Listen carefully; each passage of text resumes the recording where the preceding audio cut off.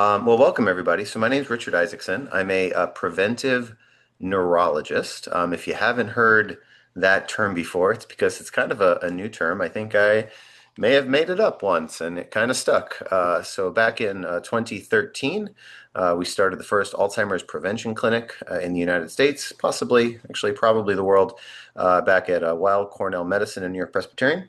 And since that time, and honestly, really even since 2009, was the first time I saw my first Alzheimer's prevention patient, whatever that means. Now, yes, when you use the terms Alzheimer's and prevention in the same sentence, you got to be a little cautious. And we make a kind of a promise, and that promise is not to overpromise.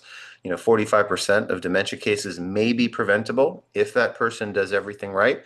But there's lots of people out there can do everything right and still get Alzheimer's and still get dementia. So I want to be real transparent about that. But I think the data are moving in a direction that's, I would say is exciting.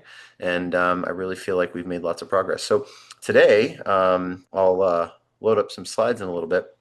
But today's goal is to talk to you a little bit about the field of precision medicine. And if you don't know what that is, it's okay. It's a fancy term. It's actually not that complicated. I'll try to simplify it a little bit. If you have any questions, please throw them in the chat. I was told it was hard to moderate the chat while talking, but I don't know. I can try. I got two hands, two eyes. I don't know. I'll probably fumble something. If you have any hard questions, I will defer. I have my brain over here. Anything. This is my that is real. That is a real brain. It's actually not like floating. This is a real background. Anyone recognize that brain and who's worn that brain? Anyone? No one recognizes that. Well, I've worn that brain a couple of times. I wore it at oh, what was it called? Not CareCon, I don't know, some festival that we had with Hilarity for Charity, but Professor Seth Rogen wore that brain while he was wearing his lab coat also when he was lecturing to creating coursework for high school students, college students, and medical students and neurology trainees.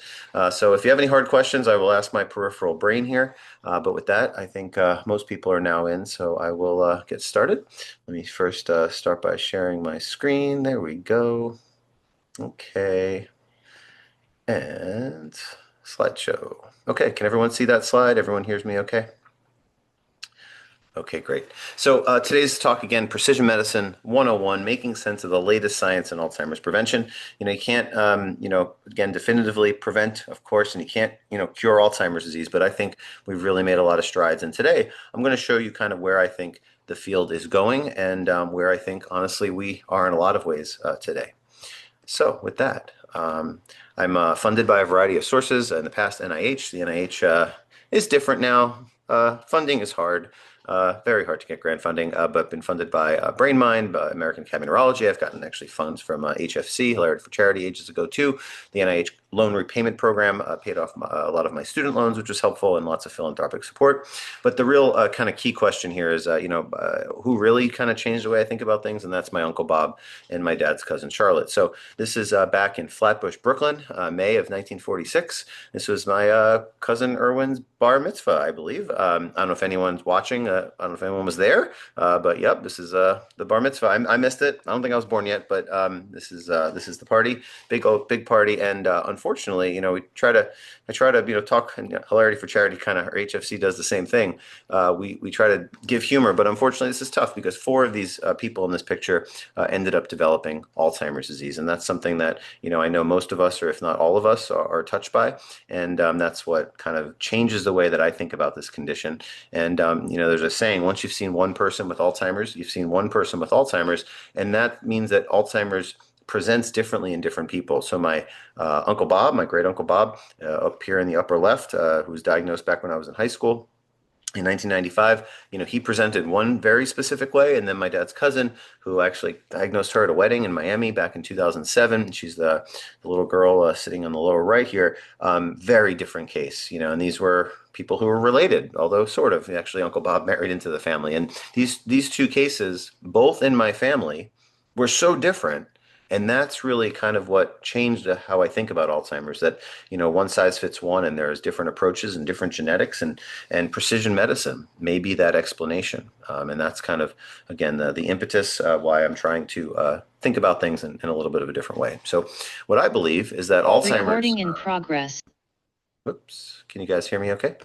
So what I believe is Alzheimer's prevention has transitioned from the research phase to the treatment phase. And, we're excited. There are new drugs on the market, FDA-approved drugs that are indicated for very specific purposes. That's when a person is symptomatic. These are not miracle drugs. They do, kind of make people less worse. And maybe people do get, in some cases, a little bit better. And that's what we like. But there's no one magic pill, one magic anything to, again, prevent or cure Alzheimer's. But if you do this drug and this supplement and this exercise and this healthy diet, and you put all these things together, then that's where I think we can make the most progress. And this slide talks about, the really critical elements of identifying early signals, confirming genetic markers, because different people with different genes may need different therapies, addressing the targets that we do know, and then using the approved drugs when we can. The key here, and that we've shown and we've published back in our 2019 paper from the Alzheimer's Prevention Clinic, we believe that different people are going to be on a different road to Alzheimer's disease, and thus they're going to need different treatments. And that's really this whole element of precision medicine. Okay, sorry, my slides are moving.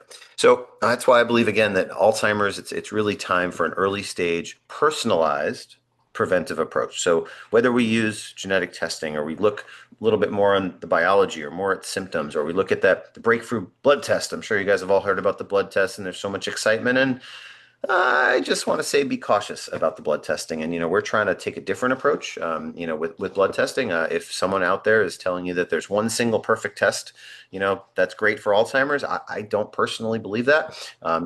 When in medicine is anything that simple, especially a complex chronic disease of aging like Alzheimer's. And I just believe that looking at one test kind of misses the big picture a lot. And one of the goals of our work is to eventually and almost soon develop what we colloquially call the cholesterol test for the brain. And where I believe is that the 47 million, yep, believe it or not, the 47 million Americans currently today living in America with the earliest phases of the biology that put a person at risk of Alzheimer's, that means that disease is starting silently in the brain decades before symptoms. And I don't believe that 47 million people in America and hundreds million more, just because they have that amyloid and tau building up, I don't believe that qualifies them for a stigmatizing diagnosis like Alzheimer's disease, because not everyone with these proteins are going to get, decline and going to develop a true diagnosis of Alzheimer's disease, dementia.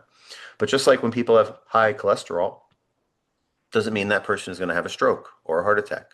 But if we can intervene early through lifestyle and potential drugs or supplements or vitamins or whatever it is, and we can get that person off the road to a heart attack or a stroke, I believe that we can do the same thing with Alzheimer's disease and get them off the road to dementia. But each person is going to need a little bit of a different plan.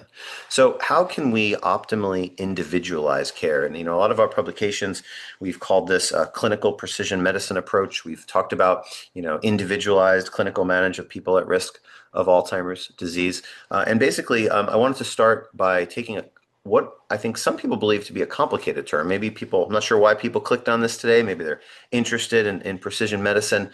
Maybe they, wanted to, learn about something new they've never heard about. Maybe they, wanted to watch, I don't know, hockey, but hockey's not on anymore. Both men's and women's team, won gold medals. So big kudos to our United States Olympians. Very cool. But maybe someone's, the Panthers are off tonight, so we have people that are watching us tonight instead. Whatever it is, I'm going to try to make precision medicine as easy and understandable as possible. And this is the definition that the NIH says.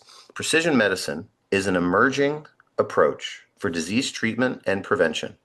It takes into account a person's individual variability in a person's genes, environment, and lifestyle. And that's really the key take-home point. We can use, as a physician, as healthcare providers, as a society, we can use a person's medical history, their lifestyle patterns, what they look like in terms of their physical examination. This is a big word called anthropometrics, but looking at their body composition, their body fat, their muscle mass, things like that, their blood-based biomarkers, including genetics and amyloid proteins and cholesterol markers and everything else. And then we throw in the cognitive assessments, and that's when we can inform a multi-domain or multimodal risk reduction plan to get a person off the road to Alzheimer's disease dementia. And I leave this on the screen because I think it's important. Precision medicine care is basically personalized. The term personalized medicine actually refers to personalizing care based on genetics alone. Precision medicine goes one step further, where you use genetics, lifestyle factors, their medical history, everything. You put it all together. So precision medicine is the term that I like to use better. What does this mean by genes and environment? So a person has a gene, they may be at higher risk of a condition. So for example, there are people out there that smoke, right? And they smoke 2 packs a day, 3 packs a day for 30, 40, 50 years, and they never get lung cancer. Well, why is that? Well, maybe they didn't have the gene that increases the risk of lung cancer with the environmental exposure of smoking cigarettes. Same thing with Alzheimer's disease. Now, you may have heard of a gene called ApoE. We'll talk about ApoE soon. Everyone gets one version from mom and one version from dad, a 2-3, a 3-3, a 3-4, a 4-4, a 2-3 or 4 from mom or dad. And if a person has one of these copies of a gene, and they don't have the best lifestyle choices, they don't exercise, they drink lots of alcohol, they have a poor diet, head trauma, you know, not enough omega-3 brain healthy fats in their diet or supplements, that can put a person down the road to Alzheimer's disease based on their genes. But if a person with those genes does everything right, they can neutralize or minimize that risk. And that's really the goal of today, to talk about precision-based, personalized interventions that are evidence-based and safe that we've been studying in our program and others. So hopefully that's helpful. Okay, so I believe really strongly that Alzheimer's disease must be transformed and Alzheimer's care must be transformed. And this was a documentary called The Last Alzheimer's Patient. It was featured on CNN in May of 2024. Dr. Sanjay Gupta came on down and he got to kind of meet us. He actually joined our study, did all the cognitive tests, did all the blood tests, did all the things. And if someone is interested in watching it, it's a really nice documentary, again, called The Last Alzheimer's Patient. It's on CNN. And, I know CNN, polarizing, political. I'm in a red state and I was in a blue state, and I'm not blue or red. I'm somewhere in the middle maybe, but just for, fair balance, I am in Florida. We got to show. There we go. There's Dr. Oz, Administrator Oz. There we go. I actually gave Dr. Oz his ApoE4 genotype genetic results, believe it or not, over a decade ago on his show. And Dr. Mehmet Oz, again, Medicare's administrator, is a heart surgeon. He is also affected by Alzheimer's. His mom has Alzheimer's disease. She lives in Turkey, and he was tested for the genes. And he, just like Dr. Sanjay Gupta, they really wanted to get ahead of things, and they wanted to, learn about this disease, learn about the risk factors, and this is, something that I think is really important. So when it comes to precision medicine and when it comes to prevention, I really believe that prevention really has to happen before symptoms start. When someone already has symptoms of Alzheimer's disease and the biological factors, the amyloid, the tau, etc., that person has had the condition brewing for literally decades.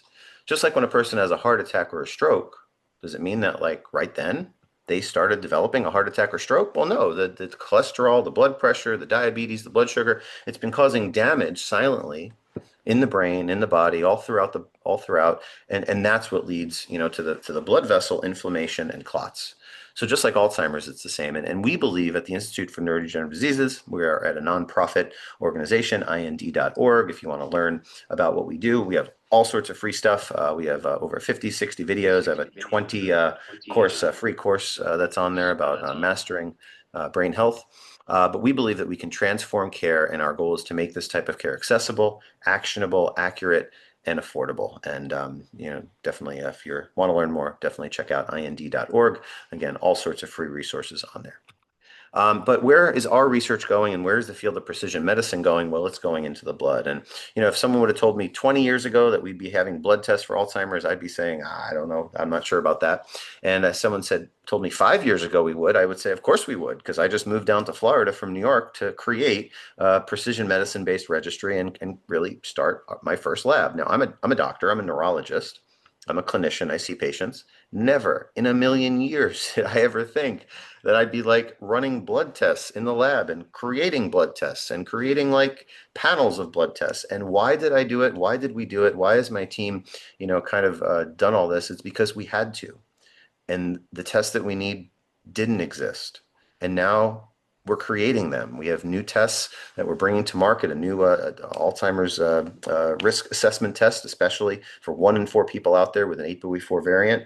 We actually have, a test now that can kind of explain Alzheimer's risk even better. And I'll talk about that a little bit more.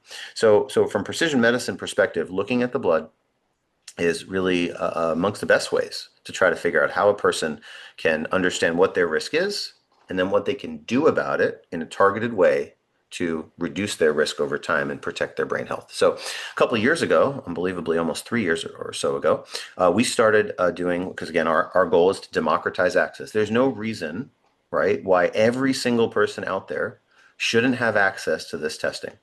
And I understand these blood tests are expensive. Seeing a doctor is like impossible. There's wait lists, and there's like a handful of preventive neurologists out there.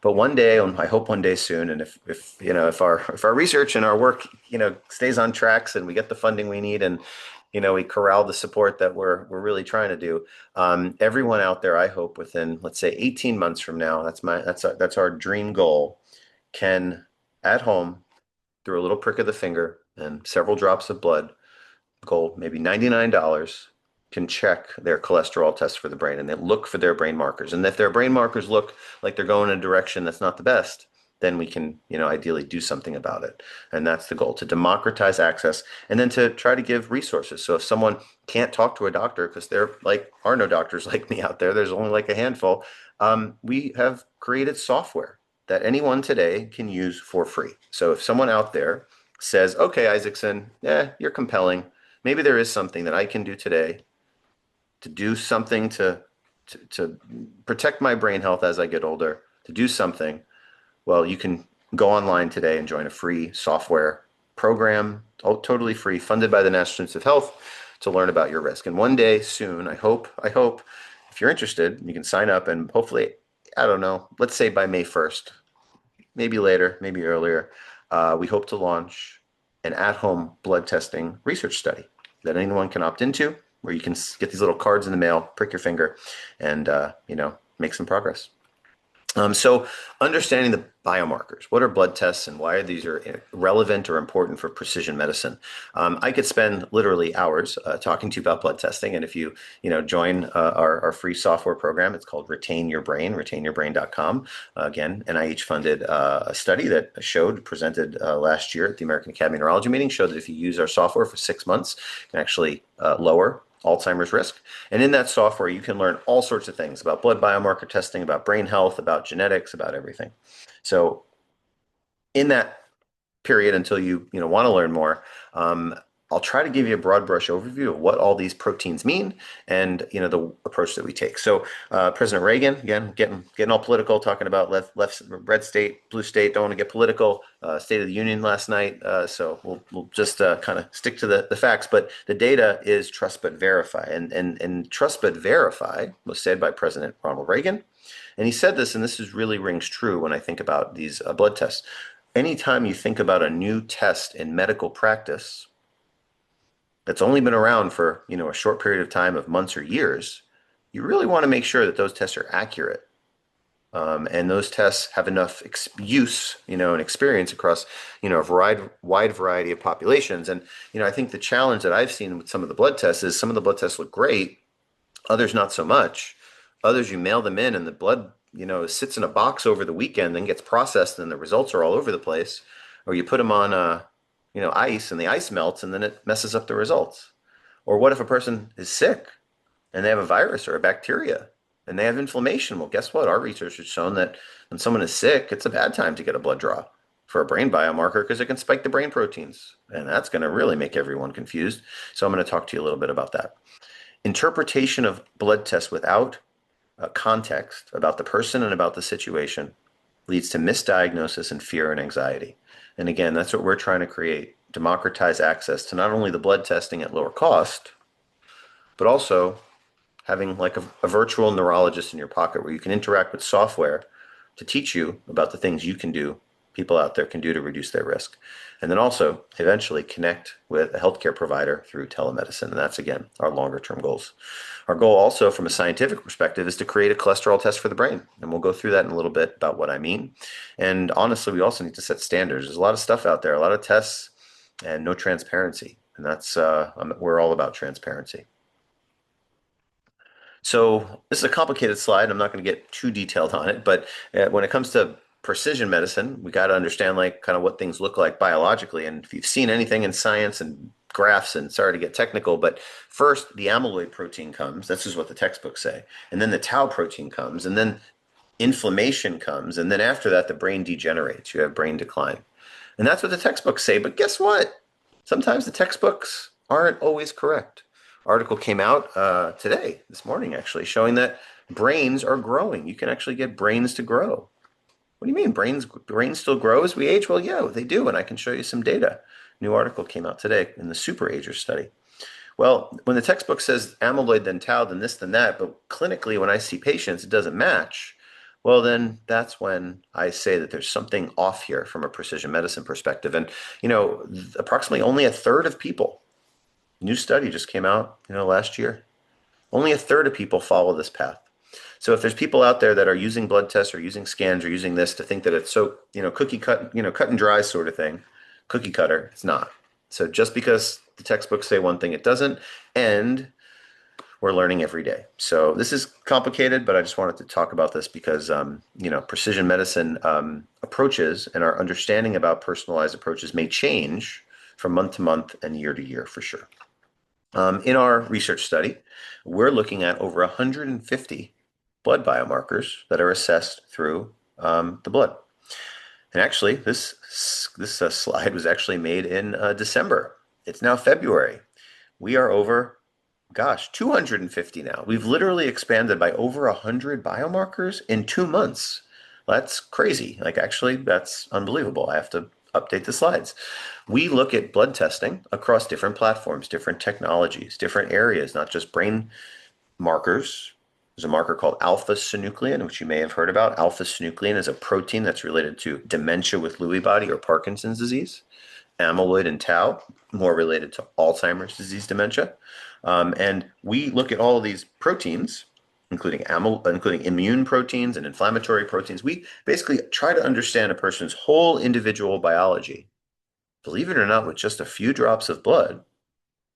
And we do that on multiple different machines, multiple different platforms using multiple different technologies. Why am I talking about this? Why am I getting so detailed? What, Dr. Isaacson, this isn't you're not talking to a scientist now. Why are you getting so detailed? I think it's really important to get detailed because the devil is in the details.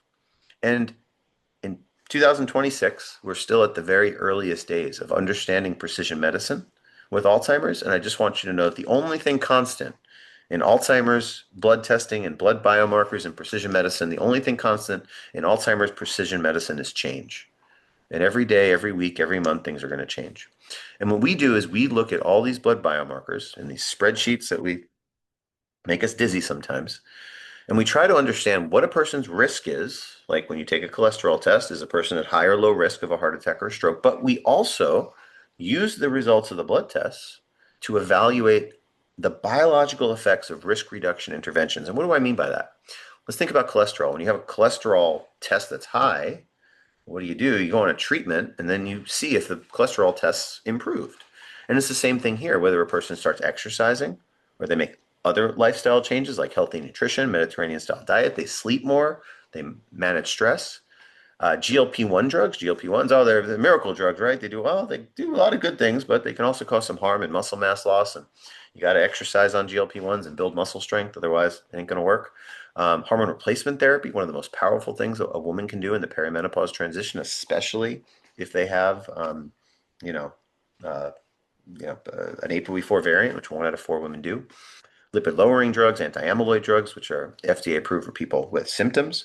And then, other really critical interventions like staying engaged in life, learning new things, meditation, mindfulness-based stress reduction, Curtin Kriya, which is one type of meditation. And these are things that any person out there can learn about and do right now to try to take control of their brain health. And when you use these bespoke, fancy, one day, much more accessible right now, limited but inexpensive, we can then understand the biological effects of every intervention that a person does to reduce their risk. We have 9 sites now. Wait, I think we're at 10 sites. Man, these slides need to be updated every couple of months because we're already behind. I think we have 10 sites. We have 4 in Florida, 2 in New York, 2 in Canada, 1 in the UK. I'm missing one of the sites. I'm forgetting, but we just expanded. And this is kind of how we do things. And our approach, using a clinical precision medicine approach, which is the term we use in our research, is showing significant improvements across key brain biomarkers. And we presented these data at the American Academy of Neurology meeting, Alzheimer's Association International Conference, and the Society for Neuroscience last year. So why so many blood tests? To understand the approach from a precision medicine perspective. Why so many blood tests? Well, let's see. Let's see. When you go to your doctor every year, you see your cardiologist, you just get one blood test, right? You get your cholesterol test, right? Total cholesterol. And your doctor can tell you what to do, right? No. Just knowing what your total cholesterol is, well, no, the devil is in the details. What does this mean? Is it high? Is it low? Is this borderline? Treat? Do you exercise? Do you take a drug? Do you take a supplement? Do you eat X, Y, or Z? Well, no, you need to know the devil is in the details. The LDL cholesterol is the bad cholesterol. Oh, wait, here we go again. Wait, man, what do I do? It's borderline. It's yellow. 200, 102. Do I need to do something? Well, I don't know. You need to look deeper. And it's the same concept. So here we look at HDL and triglycerides, and this is the typical cholesterol panel that most of us get every 6 to 12 months to understand if a person is at risk of a heart attack or stroke or even Alzheimer's disease and dementia and vascular cognitive decline. Is this enough? Because this is what everyone gets, right? Well, no, this isn't enough either. And we look at ApoB and LDLP and ApoA1C and oh boy, we really look at LP little a. That's an important one. But how many here have gotten these tests? Probably not too many. But if you see a preventive cardiologist or preventive health doctor, then you do. And this is precision medicine. And our medical system isn't a healthcare system, it's a sick care system, right? We can't order these tests on everybody because it's not covered by insurance. It's crazy. I pay for these tests myself out of my own pocket. And that's the problem with where we're at. Why so many blood tests? Because that's how you get the precision. And one day these costs will come down and it'll be much more accessible. And then when you're still unclear if you need to treat your cholesterol or not, you can do another test. You can do a coronary calcium scan. And Dr. Arthur Agatston, the inventor of the Agatston calcium score, is someone who trained me. He was one of my mentors. So if your cholesterol is borderline, but you have basically calcium buildup in your blood vessels, well, then guess what? You need to treat. But if your cholesterol is borderline, you're not sure if you want to take a drug, then look at the vessels. And if the vessels are clear, maybe you don't need to take that drug. And it's the same thing with Alzheimer's and Alzheimer's risk. If your proteins are high and your cognitive tests are low and your brain volumes have shrunk and your amyloid is present in the brain, that's when you need to do something, especially when you're symptomatic. But can we do this earlier? Can we address this in a pre-symptomatic way? A lot of people talk about blood testing, and I'm all about the blood testing, but you can't oversimplify the blood testing. You know, we have women out there, men out there that are getting this blood testing done, and they're getting false positives. I have an amazing woman. She's prime of her life, ApoE44, 57-year-old woman, lawyer. She heard about the Alzheimer's blood test. Well, she went and got it drawn. It's mailed to, Minnesota from Atlanta. Arrived on July 3rd. Oh, wait. Oh, July 4th weekend. It's probably sat in the box. Maybe the ice melted. Who knows? But she had a positive test. She was referred to get an amyloid scan. That's a $5,000 scan with radiation and suggested anti-amyloid drug therapy because of a blood test that ended up not being correct. Came down to Boca Raton, visited us, did the whole panel, and she had a totally normal brain biomarkers. And this was because the dry ice melted over a long weekend or something happened to the samples. I have another guy, a 38-year-old man. I'm not sure why we're looking at an amyloid ratio in a 38-year-old man who's ApoE33 with brain fog. I don't know why someone ordered that test specifically. They didn't get any other test. They just looked at amyloid because somebody read online about it. It was a mobile blood draw. It was mailed to California, and it was a positive test. The person was, sent for, hours and hours of neuropsychological testing, as well as scans and a spinal tap. The guy had a spinal tap, and everything was normal because of a false positive blood test. So that's why we want to be really careful about these things. And I love these blood tests, but you have to be careful. Those are real world examples. And there we go. I don't know if you know this guy. There he is again. There's Dr. Oz, Mehmet Oz, participating in our research study.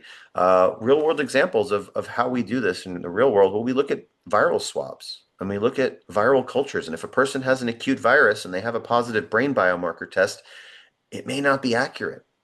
And the goal here is, again, to democratize access, bring costs down, and that's what we're doing. And we have 300 participants in our research study, just about full now, and basically trying to bring this access to at-home testing. And this work, believe it or not, I was really humbled that this work was highlighted in the top 10 biggest health stories of the year. Number 2, we were beat out by measles. I don't like measles. I wish measles wasn't here because then we would have been number one and that would have been cool. But our work, this important work, was highlighted as the second biggest health story of 2025. And we're making progress, but we still have a lot more to go.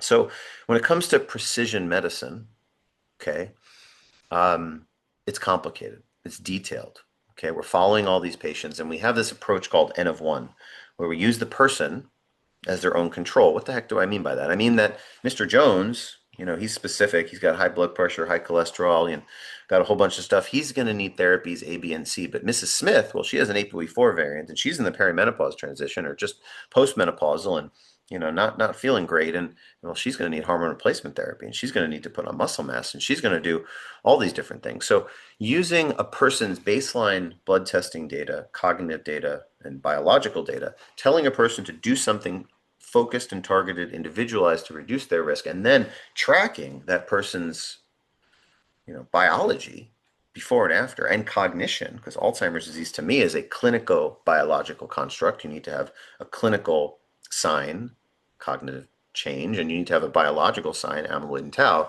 for me to feel comfortable with diagnosing a person with true Alzheimer's disease, dementia, or mild cognitive impairment. In our real world cohort, we see people who are both symptomatic and at risk asymptomatic individuals.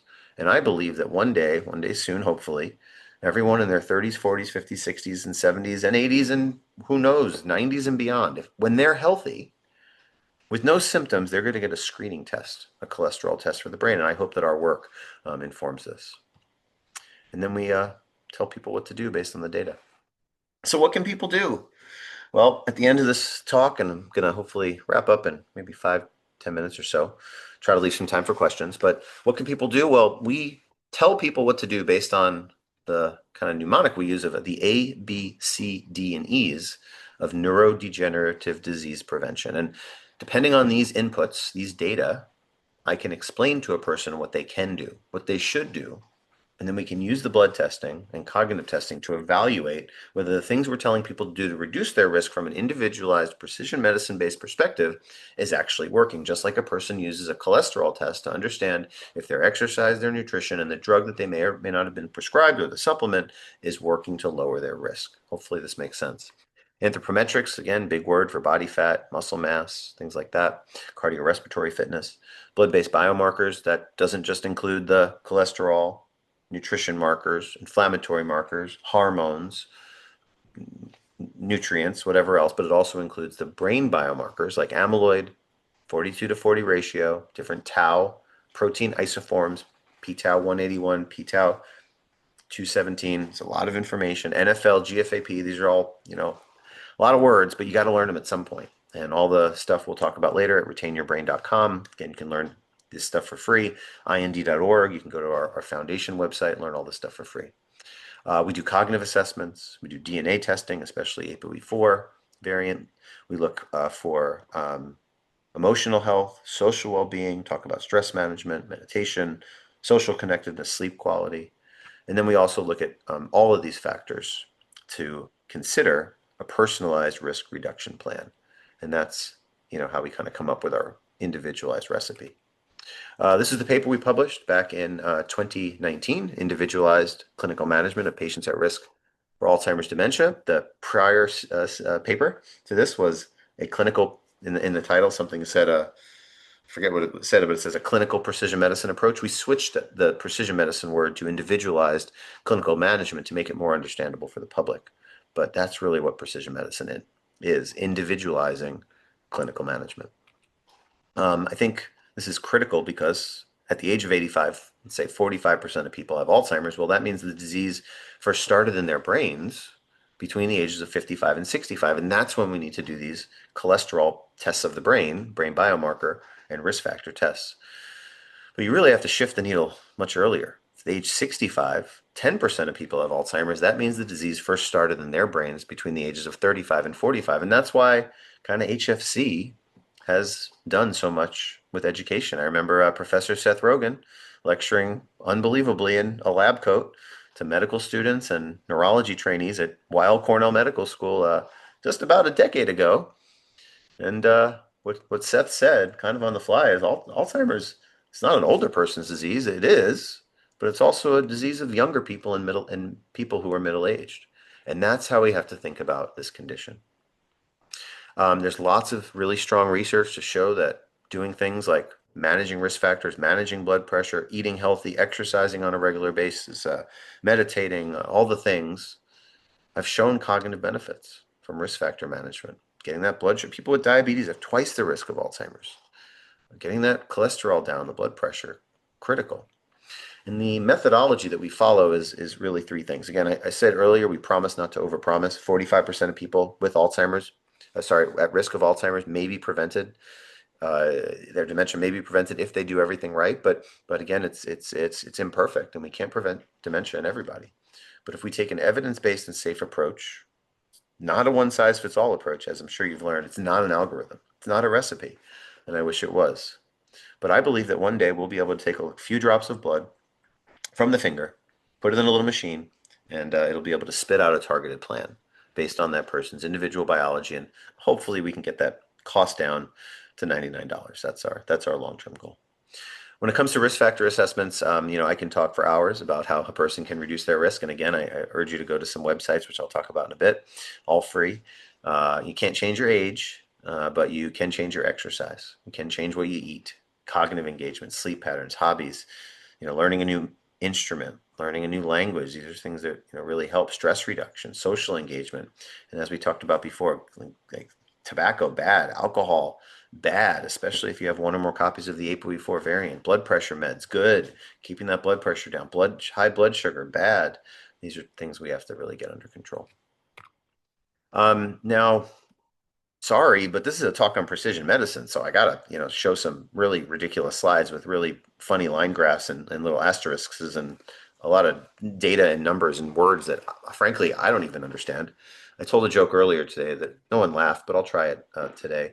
What do you call the person that graduates last in their medical school class? Anyone? Doctor. Oh, nope, no one laughed again. Okay, I need new material. Wow, I'm 0 for 2 today. This is complicated. This is complicated for me. But what we do in a precision medicine research program is we try to understand all these biochemical pathways. And when we tell people to do things, what improves. And what we've shown is that lots of things improve when people take the advice that we talked about today. In terms of, therapeutics, the multimodal lifestyle intervention approach of exercise on a regular basis, brain healthy diets. These are things that are tried and true from many randomized controlled studies. Believe it or not, the thing that moves the needle the most across our 300-person cohort is multimodal lifestyle interventions, as well as certain targeted vitamins and supplements as recommended by their treating clinicians. But when you just use things like GLP-1s, well, actually, GLP-1 drugs in the right person at the right dose, as long as the person's exercising and eating enough protein and carbs to not lose muscle mass, GLP-1s have shown beneficial effects on brain biomarkers, ezetimibe, a cholesterol drug, some statins. When used judiciously, hormone replacement therapy for women in the perimenopause transition, and anti-amyloid drugs have also shown positive effects. So depending on the person, depending on their risk factors, people improve, but each person, again, needs a different targeted plan. And these data that you're seeing here have been presented at multiple conferences. The full papers haven't been published yet. You're getting a sneak peek, but this is like kind of amazing stuff. And most people probably have never seen anything like this before. And honestly, neither have I before we published this or presented this last year. With that, I'm going to go through a couple of cases because I think, precision medicine is a big word. People understand by stories, right? So this is A015. She's great. She's one of my faves. She just turned 50 actually about 2 weeks ago. Was a 49-year-old woman, ApoE34. Her mom has Alzheimer's. She's petrified of Alzheimer's, and she was going through the perimenopause transition and basically wanted to protect her brain. And when she came in, her brain biomarkers kind of didn't look as good as they weren't abnormal. She wasn't like Alzheimer's, we're not too worried, but they were definitely kind of not maybe in the direction I'd like them to go. So we put this person on a really focused, targeted plan, exercise. She's gaining muscle, which is hard to do when you're a woman as you get older. It's hard to do for anyone when they get older. And we put her on hormone replacement therapy. And as you can see here on the first graph, her amyloid went up. Now that's good. More amyloid in the blood means less amyloid in the brain. So there's an inverse relationship. And her p-tau 181 which is the earlier marker of p-tau, earlier marker that comes before p-tau 217, you can see here that, she really, this really came down to, very low. So she went from, normal-ish to optimal brain biomarker risk from hormone replacement therapy, exercise, and, doing all the things. It's an amazing case. And one of the first times I think the first time anyone has ever really demonstrated this. This is actually Simon, and he's okay for me to talk about his case. This is from the CNN documentary May of 2024, Last Alzheimer's Patient, Dr. Sanjay Gupta. This is Simon, and he came in, and he's got a 3-year-old and a 6-year-old when he came in, and like that's he's in his 50s, and we got to do something. He needs to be around for a long time. And when he came in, his brain biomarkers didn't look so great. His neurodegenerative markers didn't look so great. His p-tau 217 didn't look so great. But we put him on the GLP-1. We switched his cholesterol meds, got him to exercise. He was exercising like an hour, 3 to 5 times a week. Just doing strength training, 3 hours a week, just of strength training, and then 2 hours of cardio. 5 hours, disciplined exercise a week. We showed that within literally 9 months, we normalized his amyloid protein. We improved his tau protein. And then we did a repeat brain MRI, and his brain grew. Wait a minute, it actually grew twice. And in the documentary, you can see the little line in the bar here, line graph here in 2024, when his first brain MRI came back, and we believed it because we saw it. You can't like fake brain growth. Like you see it with your eyes, and you have different automated AI software is calculated for you. So we had him come back a year later, and his brain grew again. So again, just like the new superager study that you may have heard about today on the news or watching all this on the news, Simon is doing great. I'll see Simon next Friday, and I can't wait to see him. His kids are older, and he's healthier.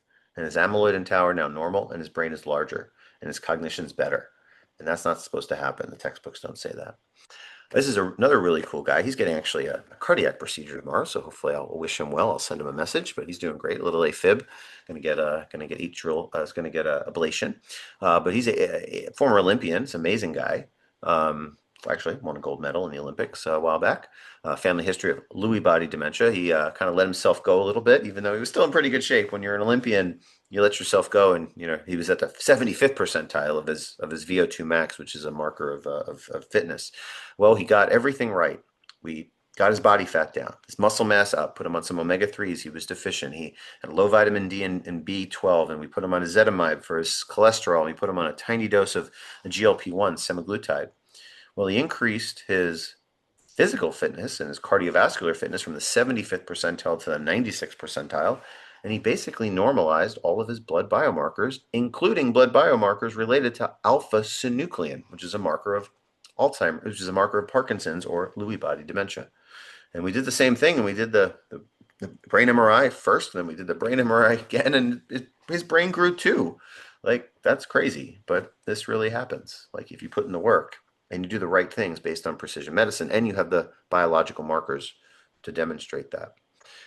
This guy had 6 regions of his brain that were lower than the 25th percentile initially, and just a year and a half later, only one of his regions, only one of the regions were lower. That's amazing. Like, his brain legitimately grew. A004, she's great. Really love her. She's a character. This is a woman who we kind of caught on the very, very, very early, like right on the cusp of an early diagnosis of mild cognitive impairment due to Alzheimer's disease. I think she was 78 when she was diagnosed. She's been on anti-amyloid drugs now, literally since they came out. We did everything. We put her, actually, she used to have herpes lesions, oral herpes viruses that would really kind of like throw her for a loop, painful and otherwise. Put her on valacyclovir, which can help with potentially inflammation, antiviral. We put her on the anti-amyloid drug. We use TMS, transcranial magnetic stimulation. Got her cholesterol perfect, the exercise, she gained muscle mass, and her mini mental went from 24 in 2022 to 29 out of 30 in 2023, 2024, 2025. And when you talk to her today, she is kind of like the same, if not a little better than she was 4 years ago. Like, this isn't supposed to happen, but precision medicine allows us to do this. And if it wasn't for our precision medicine inflammatory and immune panels, I wouldn't have known about the valacyclovir. I wouldn't have known that every time she had a herpes lesion on her mouth, a cold sore, that her brain biomarkers and her inflammatory and everything other markers would spike. So we put her on oral valcyclovir, an antiviral, and she didn't have the spikes anymore, and she did better. And that's precision medicine. Because if people out there think that Alzheimer's disease is just amyloid and tau and that's it, well, that's just not correct. It's a multimodal illness.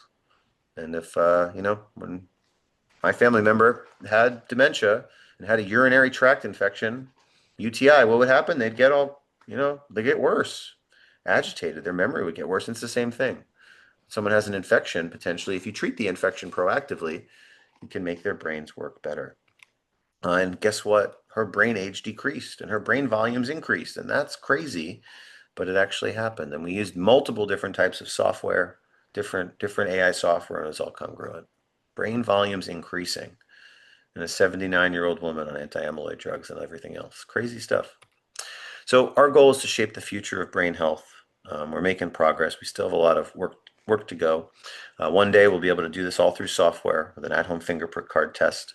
We've done a lot. We've completed a lot with our NIH funding, and now our NIH funding is gone because, that's what happens with NIH funding nowadays. But we've done a lot. And our NIH study results of a tool that you can use today, as soon as we're done with this, you can go online and sign up, showed that if you use our free software online at retainyourbrain.com, funded by NIH, you can reduce your Alzheimer's risk by 6% in just 6 months. And this is the study we presented at the neurology meetings last year. Again, retainyourbrain.com, all free, assesses a risk, gives a person a targeted plan, can do cognitive games, can do all sorts of stuff, and then it follows up with you. It's like a virtual neurologist in your pocket. It has conversations with you. Currently, it's only you can do it from your phone. Just type in retainyourbrain.com. We'll have a mobile app out in a few months. But right now, it's all accessible on your computer. Retainyourbrain.com, all free. Check it out. Here it is. Improve brain health now. Soon, we're going to be pairing this with a cholesterol test from the brain from home. Our goal is to scale access to this type of care. We're developing lab tests. We just developed a new test, crazy, this past Friday, which is cool. And we're going to try to get this out there to the masses. The newest test, which I'm going to run out of time for, but basically takes genetic testing one step further. And basically, you want to know if someone has a gene. Well, genes are not your destiny. We can win the tug of war against your genes. And in April, oh wait, did I say in April? Actually, we're early in February. Cool. I did this 2 months ago, so I haven't updated these slides in a bit. We're actually ahead of schedule, which is great when it comes to Alzheimer's and blood tests. But one day soon, you'll be able to understand if your ApoE4 genes are working well or not for you. And it's kind of like the engine light of the car.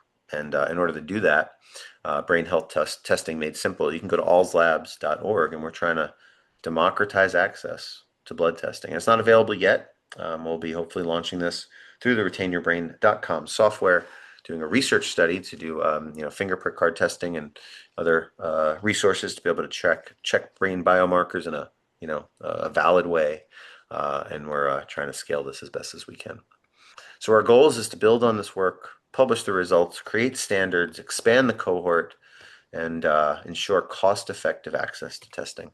So I think we're developing a new approach to Alzheimer's, and thanks for being here today.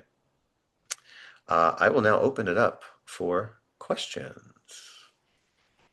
And thanks for the thank yous. Oh, someone's really clapping. Okay. I don't know how that was a cool effect. I saw some big firework effects. Very cool. Okay, I will look at the chat. Let's see, hopeful research. Are any of your studies still open, or are there any clinical trials at NIH? Retainyourbrain.com currently is everyone has access to the full software. We had to do a randomized study, so half the people that were in the Retain Your Brain study, that was also on clinicaltrials.gov, all, the IRB approved, whatever. 50% of the people got the real software, and 50% got like a delay, like where you learned about Alzheimer's statistics and caregiving, but you didn't learn about brain health. So now it's all available for free. Are we going to be launching a new study? I'm pretty sure. Let's just say by May 1st, you should get a notification and Retain Your Brain that you can join an at-home finger prick card test study. But I am not going to guarantee anything, unfortunately, because the funding climate nowadays is really tight, so not sure. Next question, do you find TMS therapy helpful? So this is a great question. I would say I was pretty skeptical about TMS, even though one of the kind of grandfathers of TMS, the founders of the field, is someone who trained me in residency. I just didn't have, I trained at Beth Israel Deaconess Medical Center in Boston, and that's kind of where TMS kind of sprung its roots in the United States. And what I would say is the following: I went from skeptical to absolutely believe it. It's just who's doing the TMS. What are you doing it for? I find that people with trouble with word finding, people with very early mild cognitive impairment, early dementia that have trouble with speech, sometimes TMS tends to work better for them. I am by far not a TMS expert, but I do believe in it. You just got to find the right person to do it in the right way. Why do UTIs affect our aging bodies and brains differently than the rest of our human lives? Yeah, so I think it's all about vulnerability and it's about kind of like aging. Like, why does your back, like my knee hurts? Like, why does my knee hurt? Like, because I'm old. Like, I was talking to someone today. This hurts. Like, why is it hurting? It's called AGE. I don't know if you heard about it, but it's age. Everything gets harder as we get older sometimes. And I think that as our brains lose resiliency, and when someone already has cognitive decline, any sort of it's called a toxic metabolic or infectious encephalopathy, meaning a slowing of brain waves due to inflammation and infection. That's what causes the transient, but sometimes lasting for several weeks, reduction in cognition associated with an acute infection. If one parent had Lewy body and the other had in other words, a different type, is that diagnosable? Lewy body dementia is hard. There's a lot of overlap with Alzheimer's, and people with Lewy body actually can have amyloid, and there's like my brother's a Parkinson's specialist, and my brother's son is a Parkinson's specialist. My brother's brother-in-law is a Parkinson's specialist. We all disagree about this stuff, about all amyloid and alpha-synuclein, and my gosh, it's freaking complicated. So what I would say is it's hard to diagnose, but there are things like DAT scans, skin biopsies. We do a lot of skin biopsies, and we're one of the only places on the planet, I think, to do blood testing for alpha-synuclein and give us like a little more time, and hopefully we'll get better at diagnosing. Because if we can diagnose early, we can do something soon. Okay, you're doing amazing work. Hey, thanks so much. This is hard, but I appreciate the thank yous. If you want to be on top of it all, is this what we should follow? Yeah, retain your brain, allslabs.org, retainyourbrain.com, allslabs.org, and ind.org. That's all I got. I'm not on social media, not on the YouTube or the Tweeters or the Facebooks, but I do live Q&A through Retain Your Brain, all free, retainyourbrain.com. But those are the things. Can you get a false negative result? Oh, good question. I very rarely have seen false negatives. So the negative predictive value, or NPV, of these blood tests for Alzheimer's is usually pretty good unless there's a major issue with the shipping and handling. Um, and these tests are greater than 90, I want to say 95 to 97% accurate if it's negative, but if it's positive, be careful. I've seen a lot of stuff. So, yeah, I guess that's what I would say. Regarding all the brain markers, there are a mix of these markers used to make a score. Yeah, great. Of a disease likelihood or any markers used in clinical trials. So, yeah, that is exactly what we do. We are putting together scores, and you know, gosh, it's hard. We have hundreds of markers, right? We're trying to figure out what are the 8, 10, or 12 best markers because you can't test for them all, right? These blood tests, they're like 12 to $15,000 for every blood test. Like that's crazy. But it's so crazy because we do so many blood tests. We do everything in duplicates. We do it so carefully. We also have to, the calibrators and pay the technologists and the statisticians and the database people. This testing right now is like really complicated, but we're getting it down, right? It's going to be down to a couple $1,000s. And listen, 2,500 bucks, that's a lot of money. I'm not saying it's not, but to go from 15,000 to 2,500 in like 3 to 4 years, that's pretty good. Our goal is 18 months from now. Don't hold me to it. I guess this is being recorded, but I want to get down to 99. I want to do $99 at-home fingerprint card test. You heard it here first. I don't know if we're going to do it, but we're trying. But yeah, right now we've gone from 15,000 to 2,500 and we're getting the cost down. But the goal is to get them lower by using a panel of tests that we can use in kind of like a score. So that's exactly what we're trying to do. Thanks for the presentation. Future looks bright. Thank you. Thanks for not easy as a social worker. Thanks for doing that. And thanks for working in medicine. Is this testing available in New York or New Jersey? Good question. Right now, we are Florida. We're doing this in Florida.